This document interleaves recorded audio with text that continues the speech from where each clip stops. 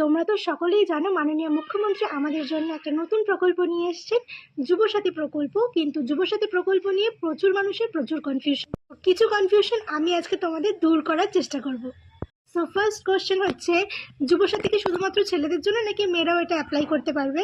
Answer হচ্ছে যুবসাথী সকলের জন্য, ছেলে মেয়ে উভয়ের জন্য যুবসাথী। কিন্তু তোমার মাধ্যমিক পাশের পর তোমার বয়স যদি 21 থেকে 40-এর মধ্যে হয় তবেই তুমি যুবসাথী অ্যাপ্লাই করতে পারবে। দ্বিতীয় কোশ্চেন হচ্ছে, যারা লক্ষ্মী ভাণ্ডার পাও তারা কি এই ফর্মটা ফিল আপ করতে পারবে? এর অ্যান্সার হচ্ছে যারা লক্ষ্মীর ভাণ্ডার পাও তারা কিন্তু যুবসাথী প্রকল্পের জন্য এলিজিবল নও। তৃতীয় কোশ্চেন হচ্ছে, যারা যারা সরকারি বা বেসরকারি সংস্থায় কাজ করো বা চাকরি করো তারা কি এটা অ্যাপ্লাই করতে পারবে? অ্যান্সার হচ্ছে না। যারা যারা সরকারি বা বেসরকারি সংস্থায় কাজ করো বা কোনো চাকরি করো, চাকরিরতদের জন্য কিন্তু যুবসাথী প্রকল্প নয়। চতুর্থ প্রশ্ন হচ্ছে, যারা যারা টিউশনি পড়াও বাড়িতে তারা কি এটা অ্যাপ্লাই করতে পারবে? অ্যান্সার হচ্ছে হ্যাঁ। যারা যারা টিউশনি পড়াও সেটাকে কিন্তু কোনো চাকরি হিসেবে ধরা হয় না বলে তোমরা এটা অ্যাপ্লাই করতেই পারো।